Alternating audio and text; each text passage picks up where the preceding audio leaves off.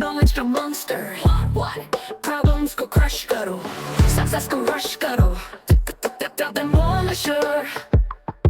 Exam की pressure में ना करो surrender. Demolisher है सबका defender. Formulas भूल गए, concepts weak हैं. DD के साथ all problems obsolete हैं. 3, 2, 1, let's demolish. Doubts को करो finish. 3, 2, 1, let's accomplish. Dreams को करो polish. Doubt demolisher. Doubt the beat. Toppers का teacher. Feel the heat. Score high, fly higher. Knowledge का fire never expire. Doubt demolisher. Doubt demolisher. Everybody talk now.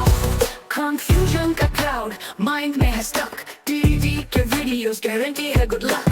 Click करो, watch करो, notes बनाओ. Doubts को goodbye, success को hello बुलाओ. Tick tick boom, demolish the doubt. Tick tick boom, figure it out. Tick tick boom, rise and shine. Tick tick boom, it's DD time. Hello everyone. History सिर्फ तारीखों का सिलसिला नहीं बल्कि एक रेवोल्यूशन का सफर है। पिछले 2 वीडियोस में हमने कई इंपॉर्टेंट अपराइजिंग्स देखी जो ब्रिटिश ऑपरेशन के खिलाफ एक आग की तरह भड़क उठी। अब वक्त है एक और क्रूशल चैप्टर एक्सप्लोर करने का, दैट इज पीसेंट अपराइजिंग्स।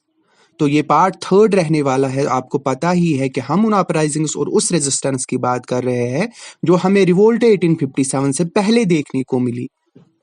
आज हम पीसेंट अपराइजिंग्स के बारे में देखेंगे, किसानों के बारे में हम देखेंगे, और ये वही किसान थे जिन्होंने अपनी मिट्टी को सिर्फ जमीन नहीं बल्कि अपनी पहचान माना। मगर जब ब्रिटिश ने उनका हक छीना, उनका दाना लूट लिया, तब यही किसान एक आग की तरह भड़क उठे। आज हम देखेंगे कैसे पीसेंट अपराइजिंग्स ने ब्रिटिश रूल की नियति को चैलेंज किया, कौन कौन से जो बड़े मूवमेंट्स थे रिवोल्ट 1857 की नींव जिन्होंने रखी। किसान सिर्फ हल चलाने वाले नहीं बल्कि एक रेवोल्यूशन का हिस्सा कैसे बने। तो जो भी मेजर पीसेंट अपराइजिंग्स है उनके बारे में हम थोड़ा सा आज डिस्कस करेंगे।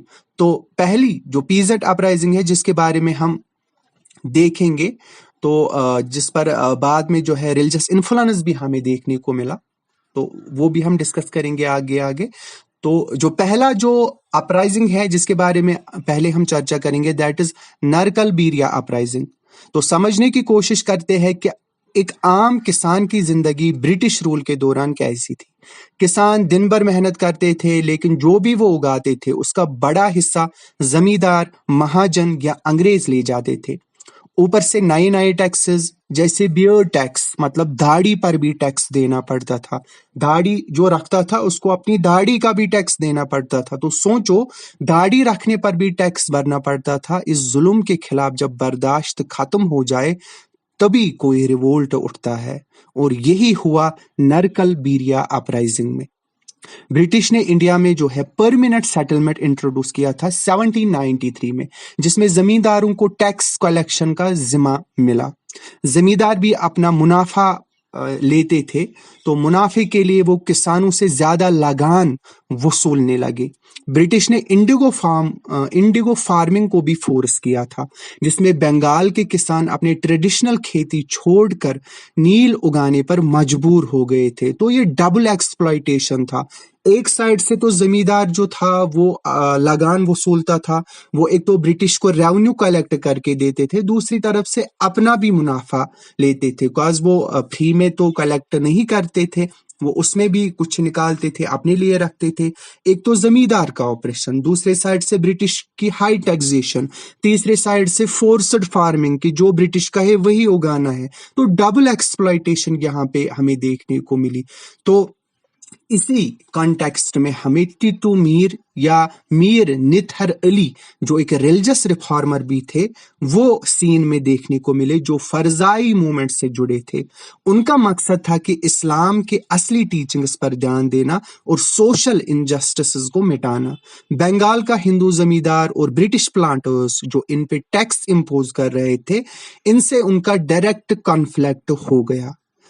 तो ज्यादा स्ट्रगल वाले मूवमेंट्स का एक पैटर्न होता है, जब ऑपरेशन सिर्फ इकोनॉमिक नहीं बल्कि रिलीजियस आइडेंटिटी भी उसका हिस्सा बन जाए, तब वो और ज्यादा इमोशनल और जो है भयानक हो जाता है। नरकल बीरिया अपराइजिंग में जो है मुस्लिम टेनेंट्स और हिंदू जमींदारों के बीच रिलीजियस एंगल भी आ गया। जब दाढ़ी पे टैक्स जैसे मामले आए तो ये सिर्फ एक इकोनॉमिक स्ट्रगल नहीं रहा बल्कि एक रिलीजियस असर्शन भी बन गया। यहां से ही ये रिवोल्ट वहाबी मूवमेंट से इंटरलिंक हो गया। वहाबी मूवमेंट की बात करें, वो एक इस्लामिक रिफॉर्म मूवमेंट था जो सर सैयद अहमद बरेलवी और शाह इस्माइल की लीडरशिप में शुरू हुआ था। इसका बेसिक मकसद जो था वो ब्रिटिश और उनके पपेट रूलर्स के खिलाफ जिहाद को एनकरेज करना था। टिटू मीर जो थे वो भी इससे इंस्पायर होकर एक मिलिट्री स्टाइल रेजिस्टेंस बना रहे थे। उन्होंने एक बैम्बो फोर्ट, बांस का किला बनाया जिससे ब्रिटिश आर्मी भी पहले अटैक करने से घबराई। लेकिन आखिरकार ब्रिटिश आर्टिलरी के सामने बैम्बू का किला टूट गया और 1831 में जो है टिटू मीर शहीद हो गए। तो ये था, ये जो हमने देखी ये uprising, that is the Narkelberia uprising. तो क्या सीखने को मिलता है? पीजेंट अपराइजिंग सिर्फ इकोनॉमिक नहीं, आइडेंटिटी स्ट्रगल्स भी होती है। ब्रिटिश का डिवाइड एंड रूल पॉलिसी यहां भी काम आई। हिंदू जमींदार वर्सेस मुस्लिम पीजेंट्स का एंगल दिया गया ताकि रिवोल्ट जो है यूनाइटेड फ्रंट जो है रिवोल्ट का वो ब्रेक हो जाए। ग्रास रूट लीडरशिप का रोल इंपॉर्टेंट होता है। टिटू मीर जैसे लोग बिना किसी रॉयल बैकिंग के भी जो है रिवोल्ट लॉन्च कर सकते हैं। वहाबी मूवमेंट और पीजेंट मूवमेंट इंटरकनेक्टेड होते गए जिसमें इकोनॉमिक एक्सप्लॉयटेशन, रिलीजियस आइडेंटिटी दोनों शामिल हो गए। तो समरी में हम थोड़ा सा इसका रिकैप लेते हैं। मैंने आपको बोला कि नरकल बीरिया अपराइजिंग 1831 में जो उभर के आई, जिसकी जो लीडरशिप थी वो टिटू मीर या मीर निथर अली के अंडर थी। वो अगेंस्ट थे हिंदू जमींदारों और ब्रिटिश इंडिगो प्लांटर्स के। काज क्या था? काज था इकोनॉमिक ऑपरेशन, हाई रेंट्स थे और दाढ़ी पे टैक्स लगा दिया गया था जिसकी वजह से इस रिवोल्ट को रिलीजियस एंगल भी मिला। एक रिफॉर्म बेस्ड रिलीजियस स्ट्रगल भी बन गया। ये बाद में जो है वहाबी मूवमेंट से भी जुड़ गया। तो ब्रिटिश सप्रेस्ड द रिवोल्ट और टिटू मीर को 1831 में ही शहीद कर दिया गया। So this was the first armed peasant revolt inspired later movements like indigo revolt 1859 to 1860। अगर कोई भी हिस्टोरिकल मूवमेंट सिर्फ एक आइसोलेटेड इवेंट लगता है तो याद रखना कि हर इवेंट एक डोमिनो इफेक्ट की तरह होता है। एक आइसोलेटेड इवेंट तो लगता है बट एक डोमिनो इफेक्ट की तरह काम करता है जो दूसरे मूवमेंट्स को भी ट्रिगर करता है। नरकल बीरिया एक इकोनॉमिक प्रोटेस्ट से धार्मिक असर्शन बन गया और फिर वहाबी मूवमेंट से मर्ज हो गया। कोई और अपराइजिंग या मूवमेंट चाहे जो इस तरह उभर के आई, मतलब हमें आगे देखने को मिलती है और ऐसी मूवमेंट्स जो ऐसे उभर के आई और वो बाद में जो है इंटरलिंक हो गई बाकी मूवमेंट्स के साथ। तो अब हम डिस्कस करने जा रहे हैं और एक अपराइजिंग के बारे में, दैट इज द पागलपंथी अपराइजिंग। सोचो एक ऐसा ग्रुप जिसका नाम ही पागल हो, लेकिन असल में उनका पागलपन जो है वो इनजस्टिस के खिलाफ एक जुनून था। ये मूवमेंट सिर्फ एक पीजेंट रिवोल्ट नहीं था बल्कि एक ट्राइबल असर्शन, इकोनॉमिक इनजस्टिस का रेजिस्टेंस और रिलीजियस इंस्पिरेशन का एक जबरदस्त मिक्स था। ऐसे मूवमेंट जो है ब्रिटिश रूल में सिर्फ एक जगह नहीं, पूरे इंडिया में एक पैटर्न के तौर पर दिखाई देते हैं। कई इंडिगो रिवोल्ट, कई संथाल रिबेलन, कई वहाबी मूवमेंट, ये सब इंटरकनेक्टेड थे। ये मूवमेंट क्यों उठा? जमींदारी सिस्टम की वजह से जो है हाजोंग और गारो ट्राइबल्स पर भारी जुल्म हो रहा था। ब्रिटिश रूल के बाद रेंट और टैक्सेस बढ़ने लगे थे और ट्राइबल्स को उनके ही जमीन से निकाला जा रहा था। ट्राइबल और पीजेंट मूवमेंट्स के पीछे एक और बड़ा फैक्टर होता है, दैट इज आइडेंटिटी क्राइसिस, जो मैं आपको बार बार बोलता हूं। हाजोंग और गौराव जैसे ट्राइबल्स की जो कल्चरल ऑटोनॉमी थी उनको भी खत्म करने की कोशिश की जा रही थी। रिलीजियस सेंटिमेंट भी था। पागलपंथी सिर्फ एक पॉलिटिकल या इकोनॉमिक रेजिस्टेंस नहीं था बल्कि एक स्पिरिचुअल मूवमेंट भी था जो करम शाह ने स्टार्ट किया था। तो ये कैसे शुरू हुआ? करम शाह जो है उन्होंने इसको स्पिरिचुअल बेस दिया, लेकिन उनका बेटा जो है टीपू शाह, इसने इसको एक आर्म्ड स्ट्रगल में बदल दिया। 1825 टू 1835 के बीच ट्राइबल्स ने रेंट देने से मना कर दिया, ठीक है, और जमींदारों के घरों पर हमले हुए क्योंकि उनका जुल्म हद से ज्यादा बढ़ गया था। पीजेंट मूवमेंट इसका एक क्लासिक पैटर्न होता है, पहले नॉन वायलेंट रेजिस्टेंस, फिर वायलेंट रेजिस्टेंस। यही पैटर्न हमें चंपारण, बरदोली, तेलंगाना रिवोल्ट में भी मिलता है। तो कहां से उठा? अगर हम देखेंगे माइमेन सिंह डिस्ट्रिक्ट बंगाल का, आज का जो बांग्लादेश है ना, वहां से ये रिवोल्ट उठा था, वहां से ये अपराइजिंग उठी थी। ये एरिया ट्राइबल डोमिनेटेड था और यहाँ के पीजेंट्स ब्रिटिश और जमींदार दोनों के जुल्म के शिकार थे। तो एक और मजेदार बात, बंगाल हमेशा से प्रोटेस्टर्स और मूवमेंट इसका एक एपिसेंटर रहा है। इंडिगो रिवोल्ट, वहाबी मूवमेंट, स्वादिशी आंदोलन सब यही से शुरू हुए थे। तो कब और कैसे खत्म हो गया है? 1825 टू 1835 10 साल तक जो है पागलपंथीज ने सरकार और जमींदारों का जीना हराम कर दिया। 1835 तक ब्रिटिश ने इसको मिलिट्री एक्शन के जरिए सप्रेस कर दिया, लेकिन एक ट्विस्ट आया, ब्रिटिश ने एक इक्विटेबल अरेंजमेंट बनाया जिससे ट्राइबल्स को थोड़ी रिलीफ मिली, और ये पीजेंट मूवमेंट फेल नहीं हुआ बल्कि ब्रिटिश को रिफॉर्म करने पर मजबूर कर दिया। इसका इम्पैक्ट क्या पड़ा? ब्रिटिश को न्यू रेंट सेटलमेंट इंट्रोड्यूस करना पड़ा जिसमें जमींदारों की पावर को कम किया गया। सोशल इम्पैक्ट क्या पड़ा? ये एक इंस्पायरेशन बन गया दूसरे पीजेंट और ट्राइबल अपराइजिंग्स के लिए, जैसे संथाल रिवोल्ट 1855 और मुंडा रिवोल्ट 1899। पॉलिटिकल इम्पैक्ट क्या पड़ा इसका? ये रिवोल्ट जो है ब्रिटिश और जमींदारों के बीच एक वार्निंग साइन था कि पीजेंट्स और ट्राइबल्स को ज्यादा जुल्म दिया गया तो वो उठ खड़े होंगे। Wahabi movement, Narkelberia uprising, indigo revolt और later peasant movements of 1920s like Bardoli Satyagraha, सब का एक पैटर्न था, economic oppression plus identity crisis is equal to revolt. तो समरी में हम थोड़ा सा कोई रिवीजन लेते हैं। पागलपंथी मूवमेंट का लीडर कौन था? टीपू शाह। स्टार्ट किसने की थी? करम शाह ने। क्यों ये उठी थी? हाई रेंट था, ट्राइबल डिस्प्लेसमेंट था और रिलीजियस असर्शन था।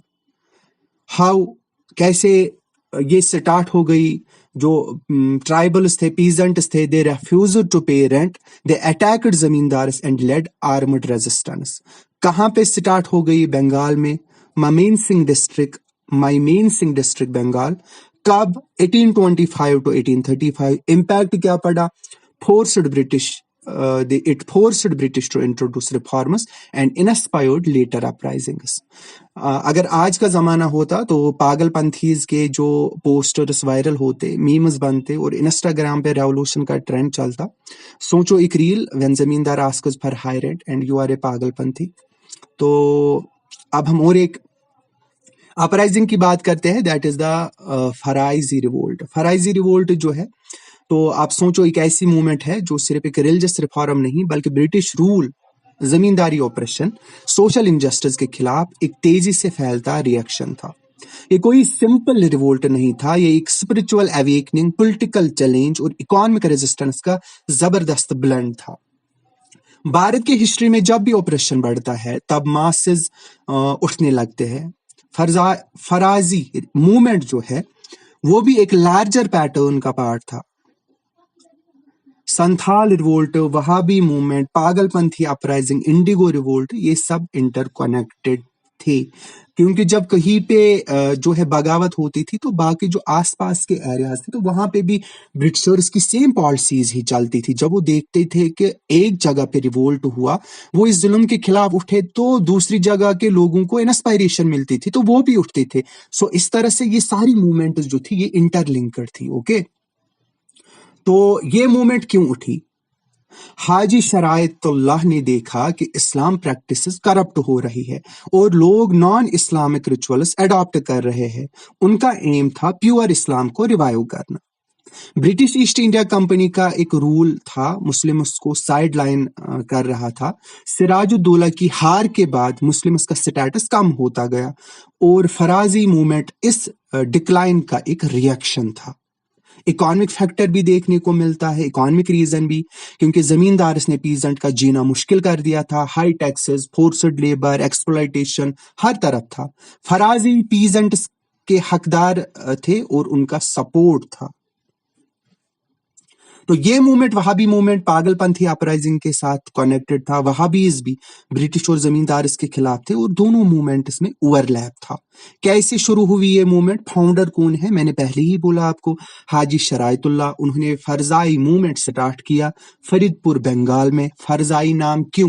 क्योंकि ये लोग फराइज, ओके, इसीलिए इसको फराइजी मूवमेंट या जिसको जो है फराइज क्यों कहा जाता है, क्योंकि ये एसेंशियल ड्यूटीज ऑफ इस्लाम को फॉलो करना चाहते थे। दैट इज वाई इनको फराजीज कहते थे, इसीलिए इसको फराजी मूवमेंट कहते थे। ओके, हाजी शरायतुल्लाह इसका लीडर था।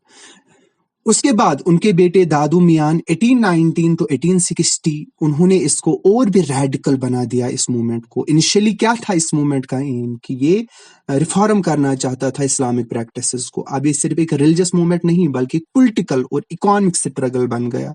पीजेंट्स को ऑर्गेनाइज किया गया, ब्रिटिश और जमींदार इसके खिलाफ अपराइजिंग स्टार्ट हो गई और वहाबी मूवमेंट के साथ इसका अलायंस हो गया। कहाँ से उठी वो मैंने आपको बोला, फरीदपुर, ईस्टर्न बंगाल, आज का बांग्लादेश। और ये जगह जो है एग्रीकल्चर और पीजेंट स्ट्रगल्स का सेंटर था। बंगाल ब्रिटिश रूल का इकोनॉमिक बैकबोन भी था। Indigo revolt, Pagalpanthi movement, Wahabi movement, ये सब बंगाल में ही शुरू हुई।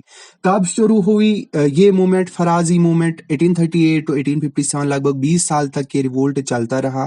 और 1857 रिवोल्ट के बाद ब्रिटिश ने मिलिट्री सप्रेशन स्टार्ट कर दिया और धीरे धीरे फराजीज को कंट्रोल कर दिया और ज्यादा फराजीज वहाबी मूवमेंट में शामिल हो गए, जो अब भी रेजिस्टेंस कर रहे थे, मतलब सप्रेशन के बाद भी। इंपैक्ट क्या पड़ा इसका? रिलीजियस इंपैक्ट पड़ा। फराजी मूवमेंट ने बंगाल में इस्लामिक रिवाइवलिज्म को प्रमोट किया। पॉलिटिकल इंपैक्ट पड़ा, ब्रिटिश को जो है उनको लगा कि बंगाल में जो है वहाबी स्टाइल अपराइजिंग हो सकती है, इस वजह से उन्होंने जमींदारी सिस्टम में थोड़े रिफॉर्म्स लाए। इकोनॉमिक इंपैक्ट पड़ा, पीजेंट्स की अवेयरनेस बढ़ी और जमींदार का जुल्म थोड़ा कम हुआ। तो वहाबी मूवमेंट, दोनों मूवमेंट्स में ब्रिटिश के खिलाफ रेजिस्टेंस था। पागलपंथी अपराइजिंग और इसके बारे में देखेंगे तो दोनों का जमींदार इसके खिलाफ इकोनॉमिक स्ट्रगल था। 1857 रिवोल्ट और फराजीज के बारे में देखें तो फराजीज ने 1857 के रिवोल्ट को इनडायरेक्टली सपोर्ट किया। तो ये मूवमेंट्स इंटरलिंक्ड थे और बहुत सारी जो फीचर्स है वो हमें सेम देखने को मिलते हैं। तो समरी लेते हैं। फराजी मूवमेंट किसने स्टार्ट की? हाजी शरायतुल्लाह। और लेटर लीडरशिप शिफ्ट हो गई उसके बेटे के, हाँ, जिसका नाम दादू मियान था। ये क्यों मूवमेंट उठी? रिलीजियस प्योरिफिकेशन के लिए उठी थी। बाद में जो ये ब्रिटिश और जमींदार इसके जुल्म के खिलाफ उठी और पीजेंट का ऑपरेशन जब देखा तो ये ब्रिटिशर्स के खिलाफ हो गई। कैसे स्टार्ट हो गई पीजेंट अपराइजिंग्स उठी इस मूवमेंट में? रिलीजियस रिफॉर्म्स स्टार्ट इन्होंने किए, ब्रिटिश और जमींदार इसके खिलाफ इन्होंने रेजिस्टेंस दिखाई। कहाँ स्टार्ट हो गई? फरीदपुर, ईस्टर्न बंगाल में। कब? 1838 से 1857 तक ये चली। इंपैक्ट क्या पड़ा? बंगाल में इस्लामिक रिवाइवलिज्म, पीजेंट्स की अवेयरनेस और ब्रिटिश ने रिफॉर्म्स किए। सोचो अगर आज फराजी मूवमेंट होता तो इंस्टाग्राम पे रील्स बनती, British asks for tax and Faraizis be like no bro, hashtag चलते, no tax, no oppression, pure Islam, British को होम। तो ऐसे ऐसे हैशटैग्स हमें देखने को मिलते हैं। अब हम मोपला अपराइजिंग के बारे में देखते हैं। ओके, मोपला अपराइजिंग और एक अपराइजिंग थी, इंपॉर्टेंट अपराइजिंग थी। तो अगर आपको ब्रिटिश कॉलोनियल रूल का एक ब्रूटल और एग्रेरियन रेजिस्टेंस का परफेक्ट एग्जांपल देखना हो तो मोपला अपराइजिंग एक प्राइम केस स्टडी है। ये सिर्फ एक इकोनॉमिक रिवोल्ट नहीं था बल्कि एक कल्चरल, रिलीजियस और पॉलिटिकल रेजिस्टेंस भी था। भारत के हिस्ट्री में जब भी ऑपरेशन बढ़ता है लोग उठने लगते हैं।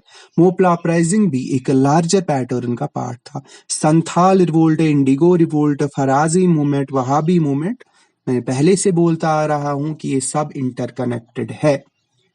ये मूवमेंट क्यों उठा? इकोनॉमिक फैक्टर था क्योंकि पीजेंट्स को लैंड रेवेन्यू रिफॉर्म्स ने मार डाला था, रेवेन्यू डिमांड बढ़ गई, फील्ड्स का साइज छोटा हो गया, इस वजह से फार्मर्स का इकोनॉमिक सर्वाइवल मुश्किल हो गया। पॉलिटिकल फैक्टर था, ब्रिटिश पॉलिसी सिर्फ जमींदारों और अपर क्लास हिंदूज को बेनिफिट दे रही थी। मोपला मुस्लिम जो मोस्टली वो क्या थे, वो टेनेंट फार्मर्स थे और एक्सप्लॉइट किए जाते थे। रिलीजियस फैक्टर भी था, मलाबार का हिंदू मुस्लिम स्ट्रक्चर भी इस रिवोल्ट में इम्पैक्ट डाल रहा था।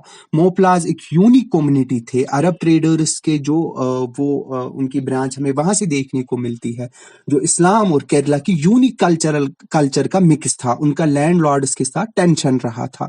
तो ये इंडिगो रिवोल्ट फराजी मूवमेंट के साथ इंटरलिंक होता है क्योंकि हर जगह ब्रिटिश रूल फार्मर्स को क्रैश कर रहा था। कैसे शुरू हुआ? First phase 1836 to 1854।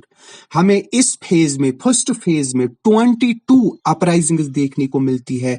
इस अपराइजिंग की, that is Moplah uprising. Okay, 22 uprisings हुई। फार्मर्स के प्रोटेस्ट एक वाइड स्प्रेड एग्रेरियन अनरेस्ट बन गए। हर जगह जमींदार ब्रिटिश को चैलेंज किया गया और ब्रिटिश का ब्रूटल सप्रेशन हमें देखने को मिलता है। मोपलाज को वायलेंस और फोर्स्ड लेबर से दबाया गया, कोई भी सक्सेसफुल नहीं हुआ, लेकिन पीजेंट्स की यूनिटी बढ़ती गई। फिर हमें सेकंड फेज इसी अपराइजिंग का देखने को मिलता है। इन 1921 द बिग वन, खिलाफत मूवमेंट और नॉन कोऑपरेशन मूवमेंट के दौरान मोपलाज ने एक पॉलिटिकल अवेकनिंग देखी। कांग्रेस और खिलाफत सपोर्टर्स ने मोपलाज को सपोर्ट किया, लेकिन हिंदू मुस्लिम जो डिफरेंसेस थे उसकी वजह से मूवमेंट जो है वो टूट गई। एंड बाय 1921 ब्रिटिश ने ब्रूटल सप्रेशन से इसको कंट्रोल कर लिया। ये कहाँ पे स्टार्ट हुई थी? मलाबार रीजन, केरला। ये एरिया अरब ट्रेड कनेक्शन और यूनिक कल्चर का हब था। ज्यादातर लैंड हिंदू लैंडलॉर्ड्स के पास था और मोपला मुस्लिम मोस्टली जो थे वो टेनेंट्स थे। इसलिए इकोनॉमिक टेंशन रिलीजियस टेंशन में बदल गया था। कब और कैसे खत्म हुआ? 1836 1854 में मैंने आपको बोला 22 अपराइजिंग्स हुई, लेकिन ब्रिटिश सपरेशन से हर दफा दब गई। 1921 में फिर दूसरा फेज देखने को मिला। नॉन कोऑपरेशन मूवमेंट के दौरान लार्जेस्ट अपराइजिंग देखने को मिली। पीजेंट और रिलीजियस सेंटिमेंट्स मिक्स हो गए। ब्रिटिश ने ब्रूटल क्रैकडाउन किया, thousands were executed and exiled. Movement collapse हो गया, कांग्रेस और मोपलाज अलग हो गए। इंपैक्ट क्या पड़ा? पॉलिटिकल इंपैक्ट पड़ा। ब्रिटिश को एक और बड़ा पीजेंट रिवोल्ट फेस करने पड़ा। कांग्रेस और खिलाफत वीक हो गया क्योंकि हिंदू मुस्लिम यूनिटी ब्रेक हो गई। इकोनॉमिक इंपैक्ट पड़ा, जमींदारी सिस्टम रिफॉर्म नहीं हुआ, लेकिन पीजेंट्स और यूनाइटेड हुए। फ्यूचर एग्रेरियन मूवमेंट इसका बेस बना। रिलीजियस और सोशल इंपैक्ट पड़ा, हिंदू मुस्लिम कॉन्फ्लिक्ट बढ़ गया जो लेटर कम्युनियल टेंशन में बदला। मोपलाज का लेगेसी एक एंटी कॉलोनियल स्ट्रगल का सिंबल बन गया। तो इंडिगो रिवोल्ट दोनों इकोनॉमिक ऑपरेशन के अगेंस्ट थे, इंडिगो रिवोल्ट भी और मोपला अपराइजिंग भी। वैसे ही अगर हम इसको फराजी मूवमेंट से देखें तो दोनों एग्रेरियन और रिलीजियस स्ट्रगल का मिक्स था। खिलाफत मूवमेंट देखें तो पीजेंट्स और रिलीजियस मूवमेंट का कॉम्बिनेशन था। एक क्विक रिवीजन समरी लेते हैं। मोपला मुस्लिम्स ऑफ मलाबार वो मोस्टली टेनेंट फार्मर्स थे, तो ये थे मोपलाज। ओके, क्यों ये मूवमेंट उठी? ब्रिटिश रेवेन्यू हाइक, जमींदारी ऑपरेशन, हिंदू लैंडलॉर्ड्स का एक्सप्लॉइटेशन, ये रीजन था। 22 अपराइजिंग्स हुई 1836 टू 1854 फर्स्ट फेज में। फिर 1921 में जो है बड़ा अपराइजिंग खिलाफत और कांग्रेस का सपोर्ट इनको मिला, तो सेकंड अपराइजिंग हमें देखने को मिली। कहां पे स्टार्ट हुई थी? मलाबार, केरला में। कब? 1836 टू 1854 फर्स्ट और सेकंड अपराइजिंग 1921 के बाद। इंपैक्ट क्या पड़ा? हिंदू मुस्लिम डिवाइड बढ़ा, कांग्रेस वीक हो गई, फ्यूचर एग्रेरियन रिवोल्ट इसका बेस बना। अगर 1921 में मोपला अपराइजिंग आज होता, अगर 1921 मोपला अपराइजिंग आज होता तो ट्विटर पे ट्रेंड होता, लैंडलॉर्ड्स का जुल्म एक्सपोज्ड और रील्स पे स्लोगन्स चलते, भूख से आजादी, no more operation, Moplah resistance. अब हम देखते हैं 1857 revolt, the peasants role, a holistic perspective. Fine, तो अगर आपको 1857 रिवोल्ट एक सिपाही बगावत लगती है तो आप जो है बहुत बड़ी गलती कर रहे हो। ये सिर्फ एक मिलिट्री रिवोल्ट नहीं था, बल्कि एक लोगों की मूवमेंट थी, जिसमें पीजेंट्स, आर्टिजनस, जमींदारस, कॉमन लोगों का भी बहुत बड़ा रोल था। और अगर पीजेंट्स का कंट्रीब्यूशन इग्नोर कर दिया जाए तो हिस्ट्री हाफ बैकवर्ड रह जाएगी। चलो एक लार्जर फ्रेमवर्क देखते हैं, किस तरह ये रिवोल्ट सिर्फ एक दिन में नहीं आया और क्यों पीजेंट्स इसमें इतनी बड़ी तादाद में शामिल हो गए। तो पीजेंट्स का रोल क्या रहा था रिवोल्ट 1857 में? तो पीजेंट्स ने क्यों ज्वाइन किया था रिवोल्ट 1857? क्योंकि हम अभी तक देखते आए थे है कि ब्रिटिश पॉलिसीज ने पीजेंट्स को टोटली क्रश कर दिया था। जमींदारों और लैंडलॉर्ड्स का फेवर किया गया था। पीजेंट्स को बैक ब्रेकिंग टैक्सेस देने पड़ते थे। Land revenue system, permanent settlement 1793, Mahalwari system 1822, Ryotwari system 1820s ने किसानों की कमर तोड़ दी थी। लोग लेट गए थे, डेट ट्रैप बढ़ता गया और फिर लैंड जो है वो छूट गया।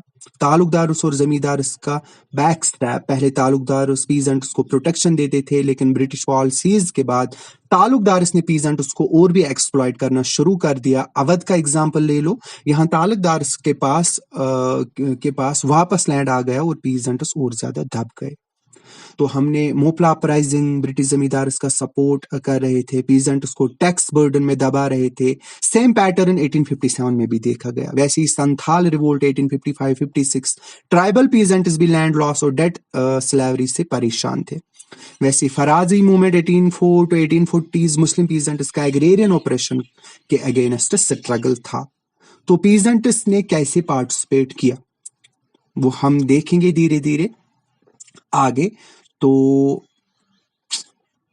अब हम अगर थोड़ा सा मतलब अपनी दिमाग की बत्ती जलाएंगे तो जो पीजेंट्स थे वो इतने सारे मतलब मजालिम को बर्दाश्त कर रहे थे। जब उन्होंने देखा कि रिवोल्ट 1857 उठा तो इन्होंने भी उस रिवोल्ट में छलांग मारी, क्योंकि बैकड्रॉप में हमने देखा कि जो पीजेंट रिवोल्ट्स थे वो चल रहे थे। वेस्टर्न यूपी अवध जो था वो एपिसेंटर बन गया रिवोल्ट 1857 के टाइम, जहां पे बहुत सारे पीजेंट्स ने जो है ज्वाइन किया। यहाँ पीजेंट्स और तालुकदार्स का एक पावरफुल अलायंस बना।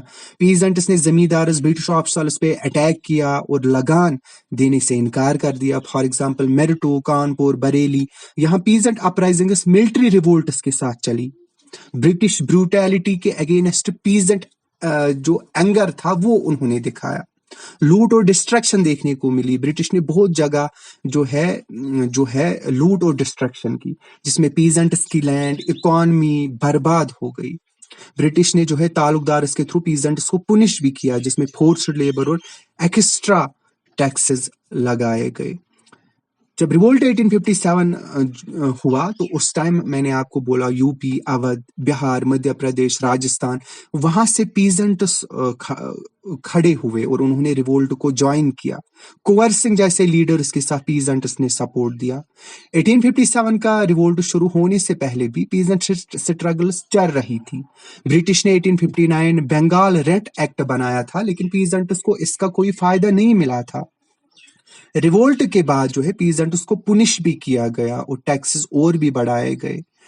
तो जब रिवोल्ट 1857 उठा तो मैंने आपको बोला कैसे पीजेंट्स ने एक बहुत बड़ा रोल प्ले किया, क्योंकि पीजेंट्स पे भी बहुत ज्यादा मजालिम चल रहे थे, तो इसीलिए उन्होंने ये जो रिवोल्ट था वो ज्वाइन किया। तो मेरा नटशल में सिर्फ ये कहना था कि कैसे पीजेंट्स का रोल रिवोल्ट 1857 में था और कैसे ये पीजेंट मूवमेंट जो एक बैकबोन थी, मतलब एक मेजर पार्ट था रिवोल्ट 1857 का। क्योंकि पीजेंट्स ने इस रिवोल्ट को ज्वाइन इसलिए किया था क्योंकि उनके अंदर एक उम्मीद की आशा जगी थी कि अब हम इन मजालिम को एक साथ एकजुट होके, जो कौम की डिफरेंट कम्युनिटी के डिफरेंट तबके है, डिफरेंट कम्युनिटीज है, हम एक फ्रंट पे आके ब्रिटिशर्स के खिलाफ लड़ेंगे और हम आजादी का झंडा लहराएंगे। मगर ऐसा नहीं हुआ। वो फिर 1857 के रिवोल्ट में हम देखेंगे कि क्या हुआ था। तो अब हम देखते हैं impact. Okay, impact of the pre 1857 peasant movement. 1857 का रिवोल्ट कोई अचानक होने वाला एक रिवोल्ट नहीं था। उससे पहले जो पीजेंट अपराइजिंग्स हुई उन्होंने 1857 के लिए एक फाउंडेशन तैयार की, ये आपको पता ही है। ब्रिटिश और लोकल जमींदार इसके खिलाफ पहले से रेजिस्टेंस बिल्ड हो रहा था और ये मूवमेंट इस फ्यूचर नेशनल स्ट्रगल को शेप करने में मददगार साबित हुए। चलो अब हम देखते हैं पीजेंट अपराइजिंग्स का इम्पैक्ट जो 1857 से पहले हुए। पहले ही पॉलिटिकल इम्पैक्ट देखते हैं। First sparks of resistance early awareness against British exploitation. Peasants को समझ आने लगा था कि ब्रिटिश रूल उनका एक्सप्लॉइटेशन कर रहा है। एग्जाम्पल, सन्यासी फकीर रिवोल्ट 1770s 1800 में देखने को मिला। बंगाल फैमिन के टाइम पर दिखाया कि लोग ब्रिटिश ऑपरेशन के खिलाफ उठने के लिए रेडी है। जमींदारों और लोकल रूलर्स के साथ जो है अपोजिशन होने लगा। पहले लोग सिर्फ ब्रिटिश को अपोज कर रहे थे, अब इंडियन इंटरमीडियरीज भी टारगेट होने लगे। रिवोल्ट स्ट्रेटजीज डेवलप हो गई। पीजेंट ने देखा कि आर्मड रेजिस्टेंस और लोकल यूनिटी काफी पावरफुल है। For example, Kol uprising 1831 to 32, Santhal revolt 1855 to 56 ने दिखाया कि ट्राइबल और रूरल जो कम्युनिटीज है वो भी ब्रिटिश को चैलेंज कर सकती है। लेटर रिवोल्ट हम 1857 ने भी इसी स्ट्रेटजी को अडॉप्ट किया। इकोनॉमिक इंपैक्ट क्या पड़ा इन अपराइजिंग्स का, पीजेंट अपराइजिंग्स का? ब्रिटिश रेवेन्यू की नियत समझ आ गई लोगों को। परमानेंट सेटलमेंट 1793 के अगेंस्ट रेजिस्टेंस डेवलप होने लगा। Example, Pagalpanthis revolt 1825 to 1835। Peasants और ट्राइबल्स ने जो है जमींदारों और ब्रिटिश लैंड टैक्सेस के खिलाफ आर्मड स्ट्रगल किया। ब्रिटिश को समझ आया कि पीजेंट्स के बिना सिस्टम नहीं चल सकता, इसलिए उन्होंने कुछ रिफॉर्म्स लाए। लैंडलॉर्ड्स की पावर पे क्वेश्चन उठने लगा। पहले जो पीजेंट्स मूवमेंट्स थी वो सिर्फ रेवेन्यू रिडक्शन के लिए होते थे, अब उनका ऑब्जेक्टिव जो है वो लार्जर एक्सप्लॉइटेशन के खिलाफ होने लगा। एग्जाम्पल, मोपला रिवोल्ट 1836 to 1854, उन्होंने मुस्लिम पीजेंट्स और हिंदू लैंडलॉर्ड्स के बीच कॉन्फ्लिक्ट दिखाया। लेटर ब्रिटिश को रियलाइज हुआ कि अगर लैंडलॉर्ड्स और पीजेंट्स अलग अलग हो गए तो रूल करना इजी हो जाएगा। इस वजह से ब्रिटिश डिवाइड एंड रूल को और एक्टिवली यूज करने लगे। सोशल इंपैक्ट इसका पड़ा। कास्ट, ट्राइब, पीजेंट्स की कॉन्शियसनेस बढ़ गई। ट्राइबल और पीजेंट्स आइडेंटिटी स्ट्रांग हुई। संथाल रिवोल्ट 1855 to 56 ने दिखाया कि ट्राइबल और पीजेंट स्ट्रगल्स एक साथ आ सकते हैं। आदिवासी और फार्मर्स के बीच यूनिटी डेवलप होने लगी और लेटर गांधीयन मूवमेंट्स और एग्रेरियन रिफॉर्म्स में भी दिखाई दी। वोमेन्स रोल पहली बार प्रोमिनेंट हुआ। वोमेन ने भी रेजिस्टेंस में पार्टिसिपेट किया। ये ट्रेंड लेटर रानी लक्ष्मीबाई के रेजिस्टेंस में भी दिखाई दिया। एग्जाम्पल, अहोम रिवोल्ट 1828 में भी वोमेन वॉरियर्स ब्रिटिश के अगेंस्ट फाइट कर रही थी। एडमिनिस्ट्रेटिव इंपैक्ट इन पीजेंट अपराइजिंग्स का पड़ा। ब्रिटिश को पीजेंट पावर का डर होने लगा। ब्रिटिश पॉलिसीज और ज्यादा रिप्रेसिव बन गई। पीजेंट मूवमेंट्स की वजह से ब्रिटिश ने और ज्यादा स्ट्रिक्ट रेवेन्यू कलेक्शन बनाई। For example, फराजी movement 1830s to 40s ने दिखाया कि ब्रिटिश ने रिलीजियस सेंटिमेंट्स भी कंट्रोल करने की कोशिश की। ब्रिटिश ने इन मूवमेंट्स को रिप्रेस करने के लिए और ज्यादा पुलिस और मिलिट्री फोर्स यूज करना शुरू किया। फ्यूचर रेजिस्टेंस के टैक्टिक्स डेवलप हो गए। पहले पीजेंट सिर्फ लोकल जमींदार इसके अगेंस्ट फाइट करते थे, अब ब्रिटिश के एंटायर एडमिनिस्ट्रेशन को टारगेट करने लगे। ये चीज लेटर 1857 रिवोल्ट में भी और ज्यादा ऑर्गेनाइज्ड फॉर्म में दिखाई दी। तो समरी लेते हैं। मैंने आपको बोला पॉलिटिकल इंपैक्ट, अर्ली अवेयरनेस इनकी वजह से हुआ against British exploitation. Local revolts ने फ्यूचर रिवोल्ट्स का ब्लूप्रिंट दिया। पीजेंट लेड रेजिस्टेंस और ऑर्गेनाइज्ड होने लगे। इकोनॉमिक इंपैक्ट इनका पड़ा। रेवेन्यू पॉलिसीज के अगेंस्ट स्ट्रॉन्ग रेजिस्टेंस, लैंडलॉर्ड्स की पावर डिक्लाइन होने लगी और ब्रिटिश को रेवेन्यू सिस्टम मॉडिफाई करना पड़ा। सोशल इंपैक्ट पड़ा। ट्राइबल और पीजेंट यूनिटी डेवलप हो गई। कास्ट और क्लास डिविजन पर क्वेश्चन उठने लगे। वोमेन का एक्टिव पार्टिसिपेशन बढ़ने लगा। एडमिनिस्ट्रेटिव इंपैक्ट बढ़ा। ब्रिटिश पॉलिसीज और रिप्रेसिव बन गए। डिवाइड एंड रूल पॉलिसीज को ज्यादा प्रमोट किया गया और मिलिट्री और पुलिस रिप्रेशन बढ़ गया।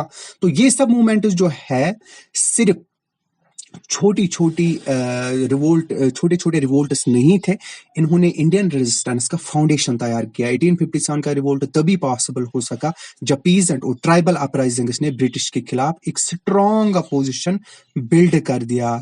तो ये अर्ली पीजेंट मूवमेंट्स नहीं होते तो शायद रिवोल्ट 1857 भी नहीं होता। तो आज के लेक्चर में इतना ही। बाकी आपको कहीं पे डाउट अगर रहा हो तो आप पूछ सकते हो। बाकी वैल्यू एडिशन कीजिएगा, रिवाइज कीजिएगा। Thanks, good luck.